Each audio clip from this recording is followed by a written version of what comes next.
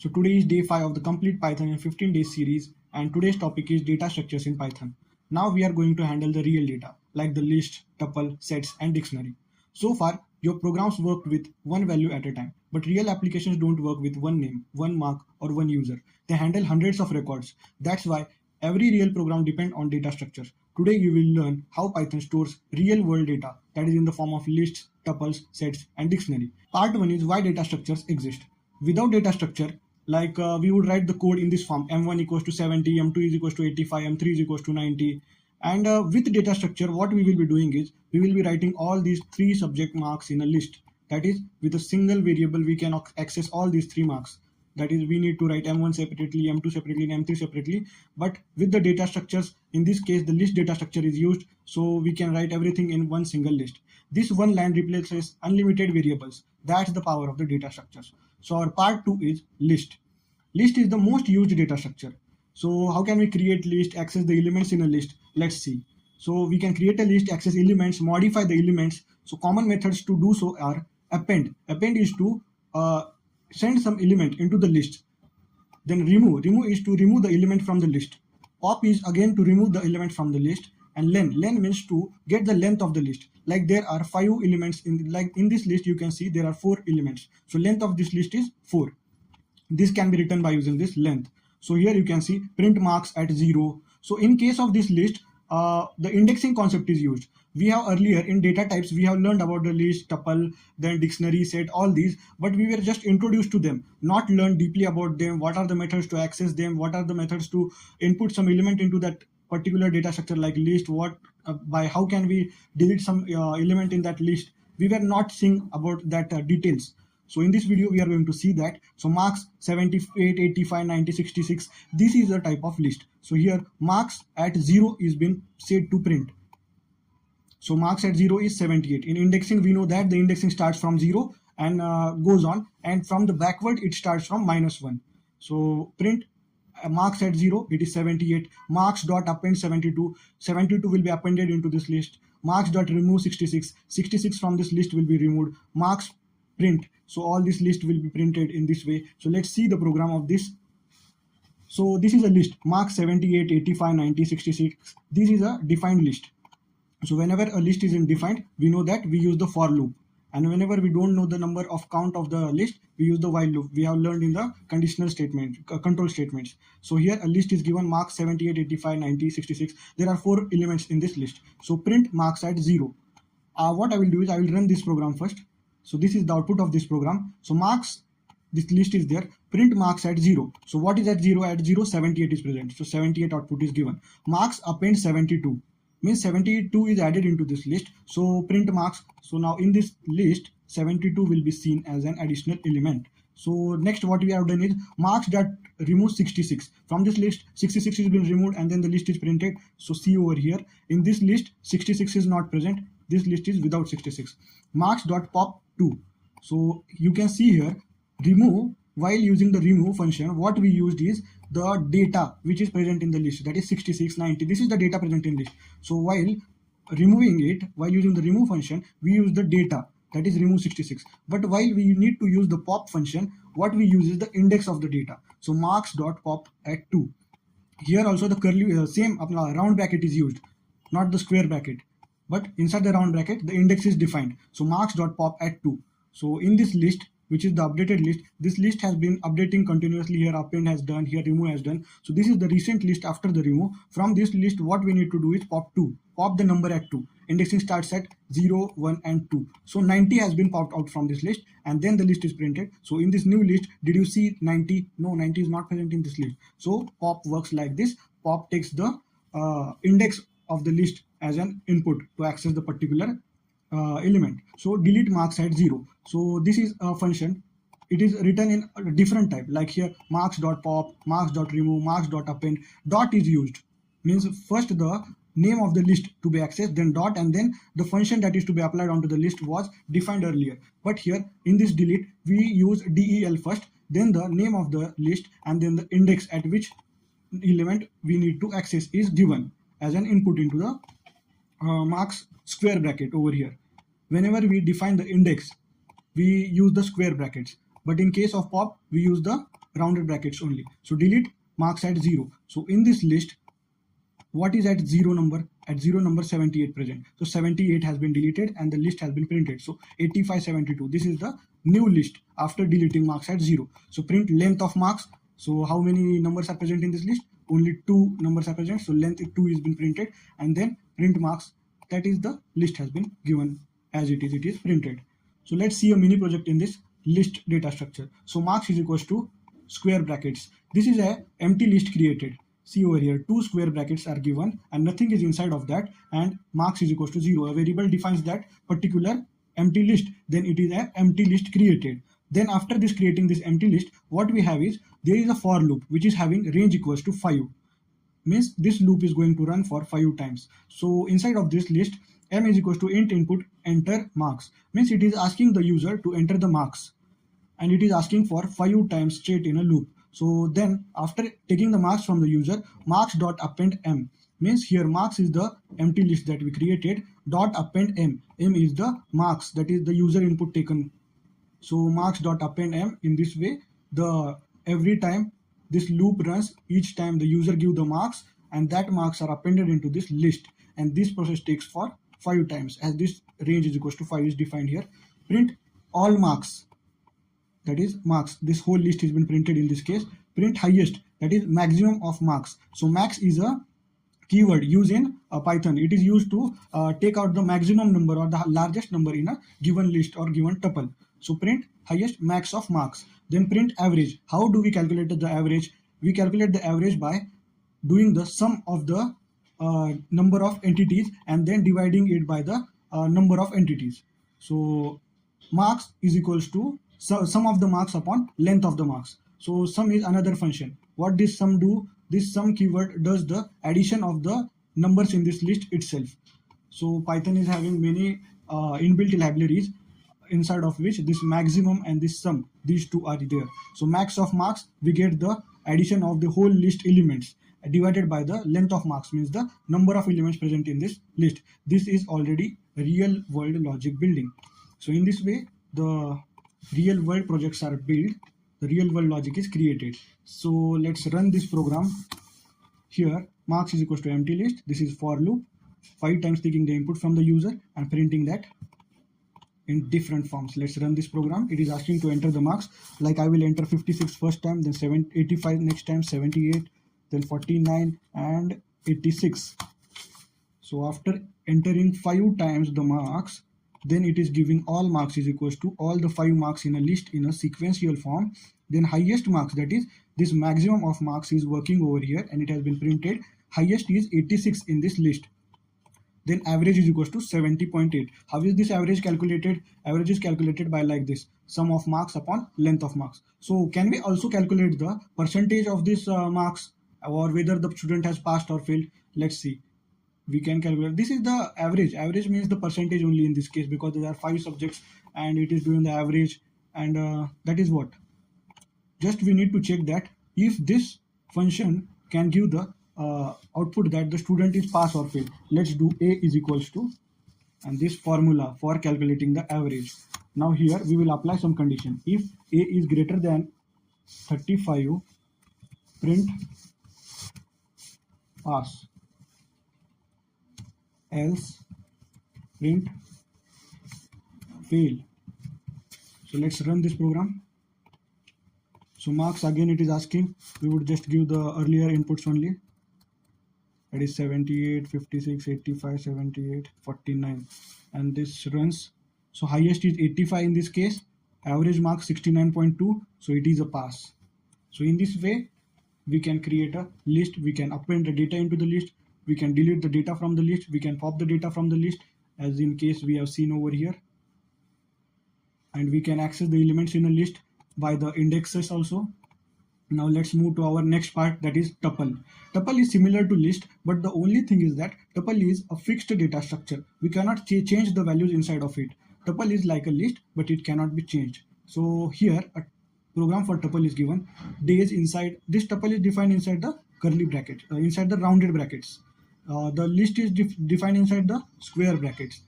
Tuple inside rounded brackets, and the set inside curly brackets.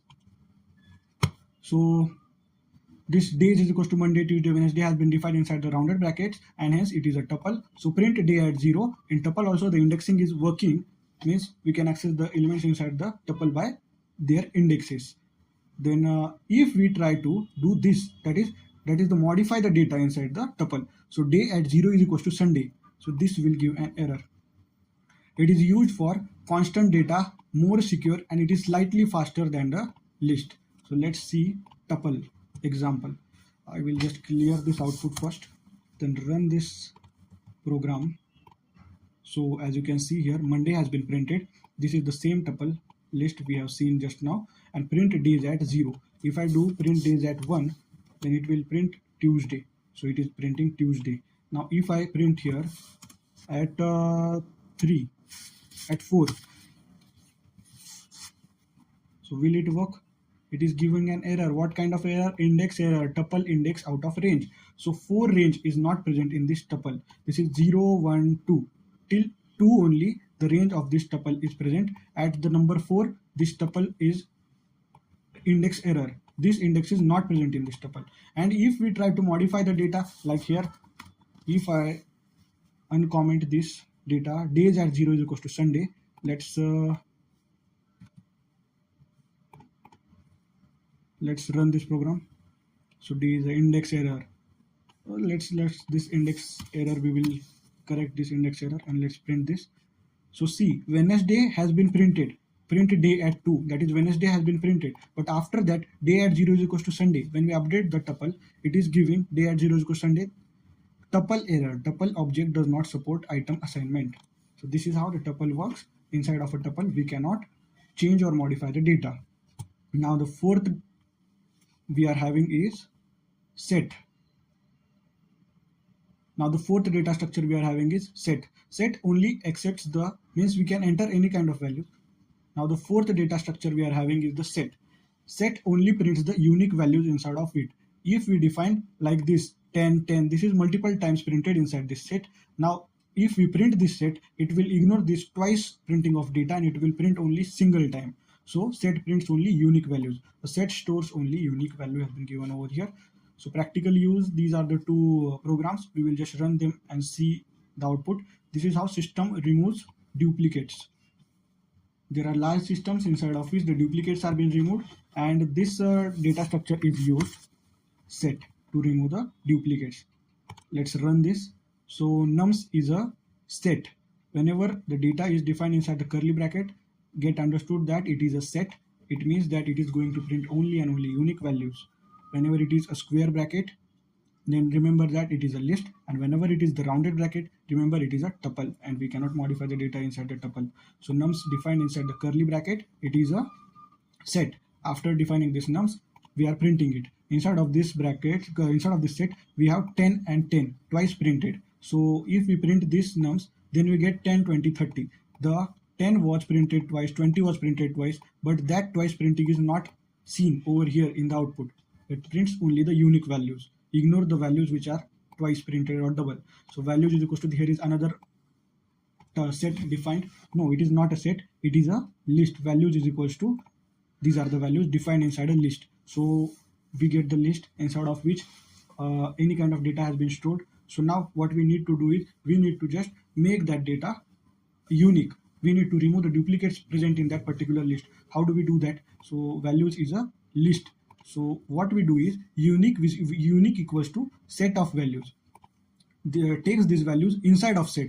Set of values has been defined in this line.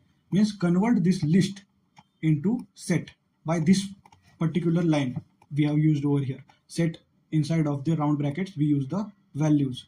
Then this set which is in the form of, this values which is in the form of list, gets converted into the set data structure, and then print that unique. So is it actually doing so? See over here, 1, 2, 3, 4, 5, and here multiple data is there present, but here only unique data is present. Here it is printed in the square brackets, here it is printed in the curly bracket. So we can convert the list into a set data type.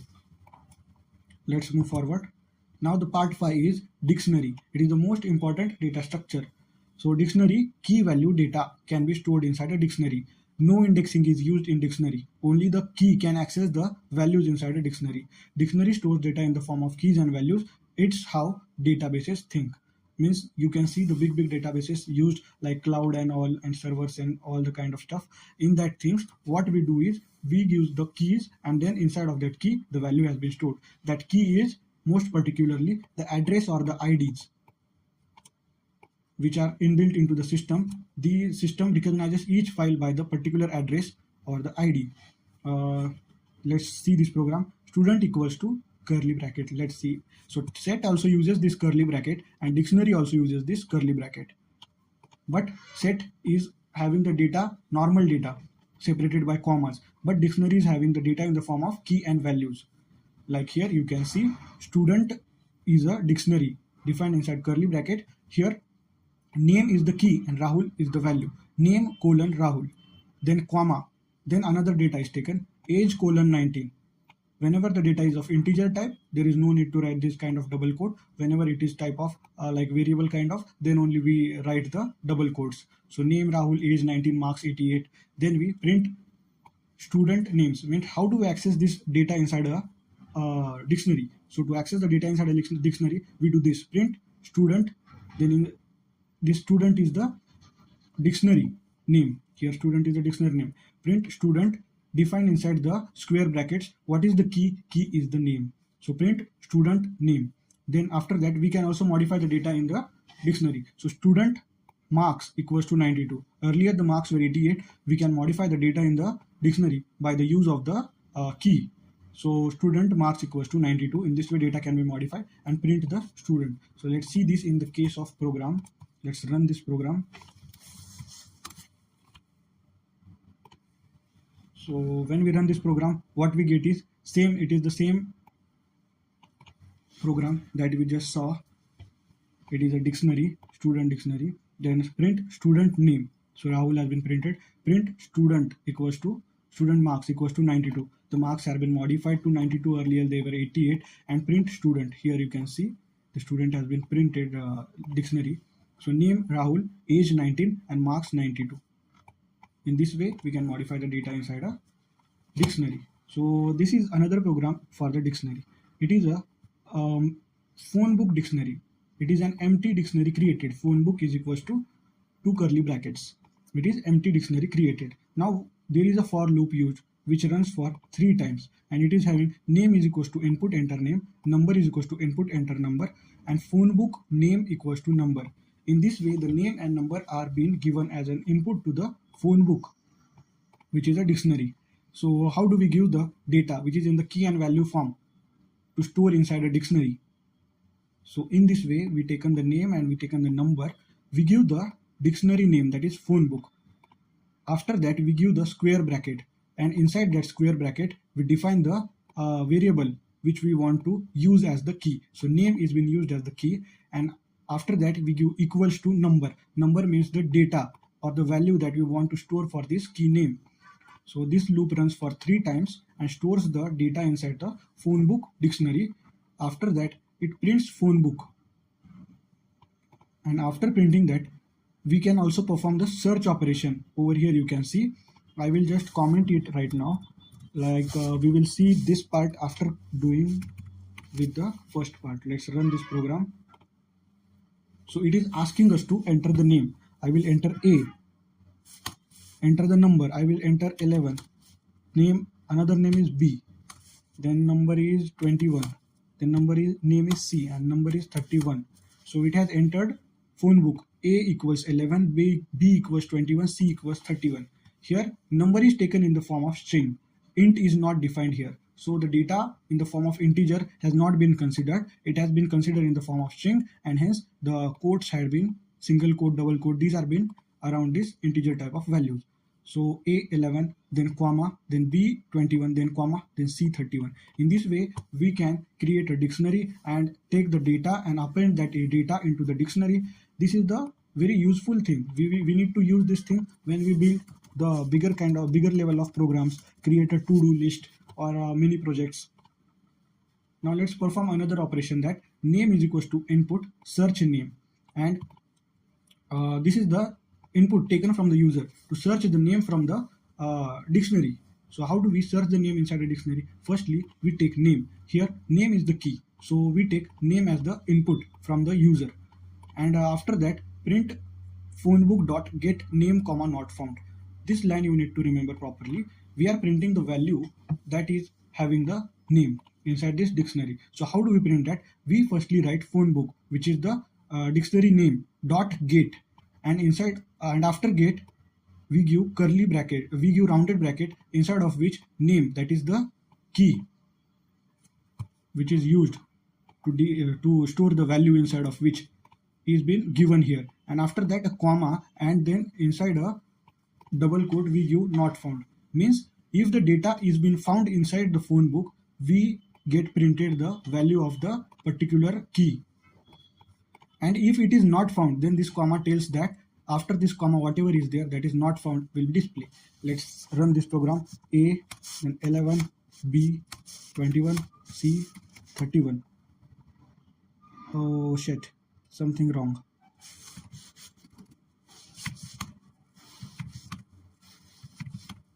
Let's run this one more time. So name A 11, B 21, C 31. Now after this for loop, all the data gets stored into this phone book dictionary. Then that dictionary has been printed, as you can see over here. After printing this search operation begins, and it is asking us name is equals to input search name. Search name I will write C. So I am getting the output as 31. So C data is found inside this dictionary, and after that what value is given to the C key, 31 value is been given. So 31 is being printed over here. So now what will happen if the data is not found? We were in search of that only. Let's print the whole dictionary once again, and then search name. Instead of C, I give H, which is not the key present inside the phone book. When I run it, it gives not found. In this way, we can do the search operation inside a dictionary and also display the data if found, and if not found, we can give this comma and display not found. So in this way, we have completed the data structures in Python. This was actually the very important part. Next we need to have is a cover up. Variables store values, list store records, dictionary store systems. From today, you are no longer writing practice codes. You are writing application level logic. Day 6 is where we make this reusable with functions. So tomorrow we are starting with functions. So enjoy learning, learn fast, and stay tuned.